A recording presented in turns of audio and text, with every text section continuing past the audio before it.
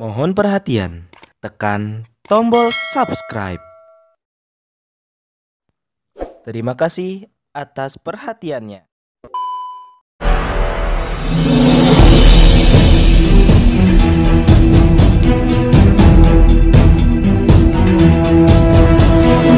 Saya Yani Muhammad, driver online Depok.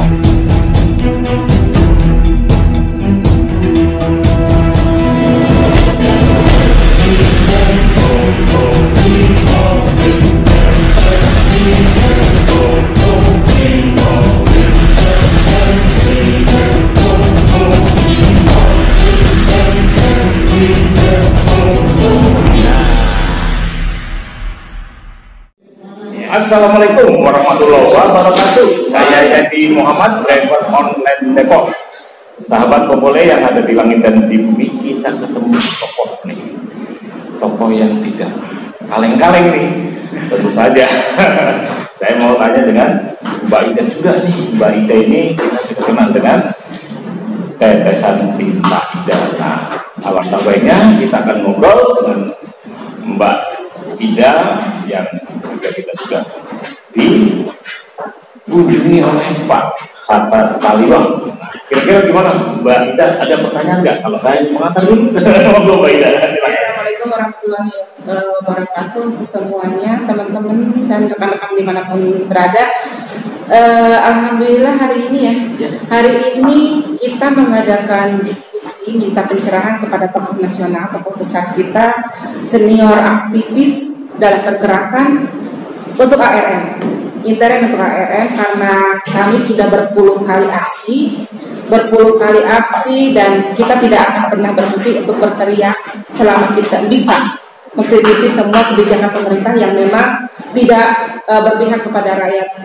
Ini yang ingin saya tanyakan kepada Pak Hatta ini, Abang Hatta, karena sama-sama di gerakan, sama-sama aktivis dan beliau ada senior kita. Dan sekarang lagi rame-ramenya teriak people power. Itu menarik. Nah, semua, entah itu tokoh yang mana dari kalangan menengah, dari kalangan bawah, bahkan dari kalangan elit pun berteriak tentang people power. Saya ingin bertanya, ada apa yang namanya batasan, syarat, atau kapan sih people power ini bisa terjadi? Apakah bisa direncanakan atau on spot atau bagaimana, Bang? Jadi semangatnya ya saya dukung. Ya, artinya di balik gagasan itu ada keinginan perbaikan bangsa, ada keinginan perubahan dan lain-lain, itu spirit. Ya, cuma saya juga sebagai di samping aktivis juga senang dengan ilmu. Jadi menurut ilmu yang saya dapat, perubahan politik itu hanya terjadi kalau syaratnya terpenuhi, misalnya kondisi ekonomi yang sangat memburuk sehingga banyak yang lapar dan mungkin para kelas menengah nggak mampu menggaji bawahan. Nah, itu kondisi yang bisa secara ekonomi membuat terjadinya keadaan yang menuju ke perubahan. Yang kedua, syaratnya itu adalah kalau di dalam rejim atau pemerintahan itu ada suasana cakar-cakaran yang serius yang tidak bisa didamaikan, sehingga mereka to be or not to be, saya harus unggul atau harus menang, gitu, kalah atau menang. You menang atau you yang kalah, kira-kira gitulah di elitnya. Yang ketiga adalah soliditas para oposisi, kaum oposisi. Apakah solid nggak? Itu yang juga harus dilihat. Kalau nggak solid, masih masing-masing dengan egonya, maka juga tidak bisa berharap akan ada perubahan yang baik. Apalagi konsep dan tujuan dari perubahan itu tidak dirumuskan bersama. Kalau hanya rumusan masing-masing, itu nanti akan terjadi perpecahan. Yang keempat, ya, dalam sejarah perubahan politik di Indonesia itu tidak bisa lepas dari tanda petik campur tangan kapitalis global, penguasa ekonomi dunia ini yang bisa melihat Indonesia ini begitu strategis dan penting dari sumber daya alam, sehingga mereka berkepentingan untuk tanda petik mengatur kekuasaan di Republik Indonesia ini. Nah, ini yang kita nggak tahu seberapa jauh di era sekarang ini, apakah masih seperti era zaman penjatuhan Soekarno atau penjatuhan Soeharto, atau sudah berubah karena sudah mungkin dianggap ini sudah nyaman, aman buat kepentingan mereka. Itu yang harus kita evaluasi. Barulah kita bicara tentang people power. Nah, juga ada lagi katakanlah variabel lain dari people power, kan berharap massa rakyat banyak yang turun. Nah, sementara massa rakyat banyak ini juga sudah dijaga oleh rejim dengan cara melakukan pengamanan sosial dengan bantuan-bantuan sosial yang dialirkan ke banyak rakyat ini. Ibaratnya anggarannya katakanlah 100 triliun dikucurkan, tak apa, karena kepentingan mereka kan mencakup ribuan triliun para kapitalis ini. Jadi buat mereka sekedar tanda petik menyogok rakyat juga murah sebenarnya. Caranya lewat departemen, lewat kementerian atau lewat pemerintah daerah dan sebagainya untuk menindaklanjuti. Lah, pertanyaannya, lalu masanya dari mana? Mau people power kalau ternyata masyarakatnya sendiri tanda tanya apakah benar betul mereka itu, karena mereka merasa aman-aman, nyaman-nyaman, dapat bantuan rutin dan sebagainya gitu, bantuan pendidikan, beras, listrik, air, apalagi itu hampir terpenuhi basis dasar. Memang ada yang kecewa di antara rakyat itu sendiri, yang iri atau apa karena nggak kebagian atau nggak adil, tapi kan nggak seberapa besar daripada yang bersyukur dan berterima kasih gitu loh. Itu loh persoalan di lapangan dan persoalan di elitnya dari gagasan people power ini. Dari people power yang selama ini disuarakan, dikobarkan, ternyata memang belum memenuhi syarat atau ada variabel yang belum terpenuhi, ya Bang. Ya, saya melihatnya begitu. Perut rakyat menengah aja kan kayaknya masih aman dan nyaman. Ya, apapun yang mereka rasa, walaupun ngoceh kayak apa, tetap kan perutnya masih aman gitu kan. Nah, di oposisi sendiri, aktivis oposisi masih terpecah juga kan, masing-masing punya ego, masing-masing punya keinginan, masing-masing punya tujuan dan belum dalam satu mindset yang sama, mungkin itu ya Bang? Iya, antara lain itu.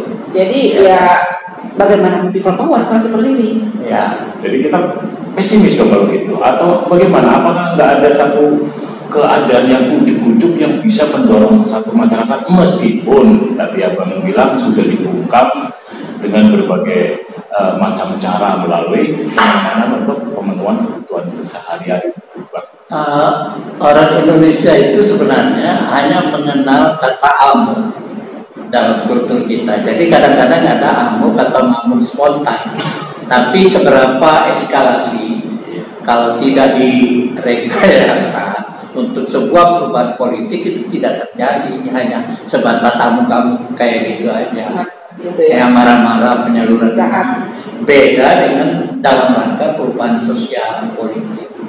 Nah, di era yang lalu, maaf ini TNI itu jago gitu loh, pengalaman dalam ini. Saya tidak mau rinci-rinci lah. Nah, gimana permainan ini kan saya tahu aktor-aktor, misalnya dalam jatuhnya Soekarno siapa aja tokoh-tokoh yang main, jatuhnya Pak Harto siapa tokoh-tokoh yang main, tahu kita. Tapi yang sekarang ini tidak ada kelihatan bakat-bakat itu, tidak ada, potensi itu tidak ada, saya lihat itu loh. Atau sementara ini ngumpet kali ya, Mbak Ida gimana? Gini, kita sebutlah di era itu tokoh-tokoh besar yang berpengaruh di lingkar Pak Harto itu, yang membuat malari meledak dan sebagainya. Kan ada yang disebut Ali Murtopo. Iya, ahli strateginya. Di era Soekarno orang mengenal Jenderal Nasution, ada di balik berbagai ini kan ahli strateginya dan sebagainya, termasuk Pak Harto tentunya. Nah, di era sekarang saya nggak lihat. Yang ada adalah mereka yang main untuk menjaga kekuasaan karena mereka semua dapat kemewahan gitu loh. Dapat Dia punya pengalaman. Yang idealis sendiri mungkin sedikit ya. Pak. Iya, yang idealisnya sudah tanpa power kan. Iya. Nah, kan tadi terjadi penurunan kesetiaan atau loyalitas atau merasakan seorang kepemimpinan itu udah kurang sekarang. Gak ada yang fanatik gitu loh. Iya. Untuk memfanatikkan ke si A, si B itu kendor seperti yang saya uraikan tadi itu. Berarti Nggak kasihan seperti Indonesia dulu. ya? Kasihan sekali ya. Iya kan? Jadi tidak akan pernah menuju ke sebuah perubahan dong, Bang, kalau gitu kalau menurut. Iya, kalau teoritis ya berat memang. Secara teori Sih berat, tapi kalau amuk-amuk sih mungkin ada yang akan terjadi, tapi eskalasinya kecuali ada yang ahli untuk mengatur-ngatur gitu. Sekarang tidak mudah zaman sekarang, karena ya tiap orang merasa jadi tokoh kok. Ya. Ya kan, merasa ilmunya cukup, merasa ininya sudah bisa ini segala. Jadi kepatuhan, kesetiaan, loyalitas, fanatisme itu kurang kendor. Padahal untuk perubahan itu harusnya ada jiwa fanatik kepada seorang tokoh, tubing kau yang harus saya ini. Padahal kalau melihat fenomena yang sekarang sedang terjadi baik di bawah, ini secara nyatanya di bawah, di penengah itu kalau bisa dikatakan sedang collapse nih, apalagi mama, harga itu semakin tinggi, semakin terasa banget. Harusnya sudah punya mindset yang sama gitu loh. Tapi kan ternyata memang belum memenuhi variabelnya gitu.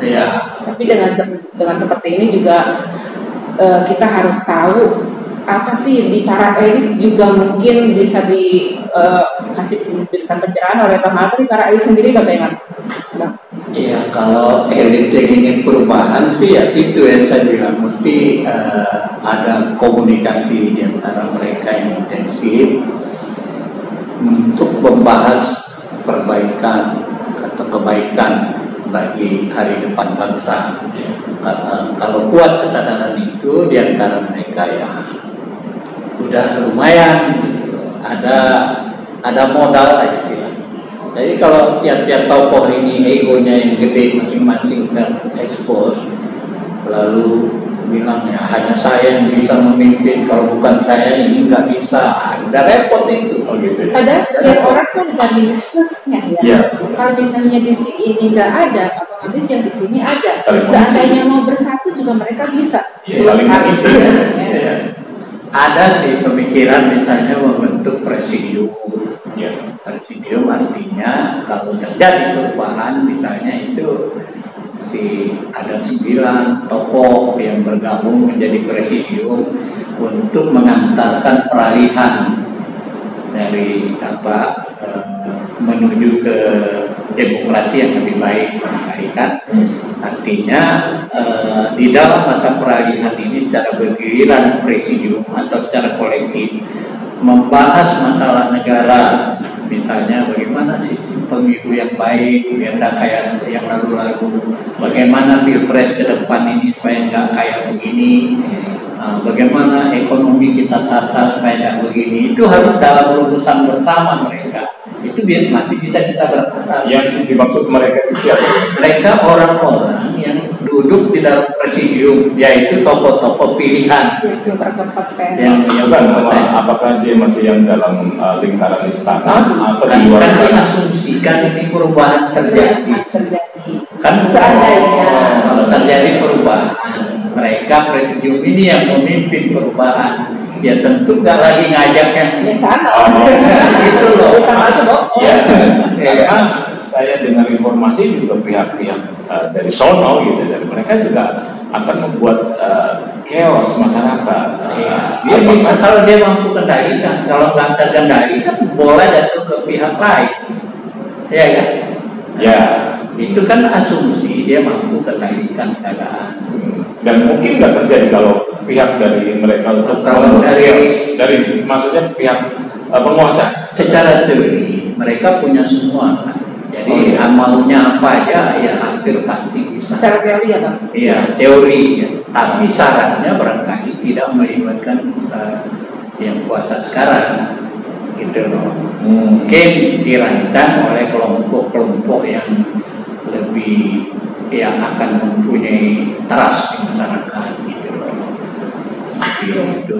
Berarti dari sekian banyak orang yang sekarang teriak people power, yang berharap people power dari elit, akademis, terus tokoh aktivis, bahkan dari rakyat, ya inilah pencerahan tentang saya tetap menghargai, tidak saya dinafikan supaya jangan salah paham ya, seolah-olah saya mengejek atau apa. Enggak, saya menghargai. Tapi tugas saya sebagai katakanlah ada urusan ituan Pencerahan lah ya. ada edukasi. ya, saya hanya menjelaskan gini loh ya.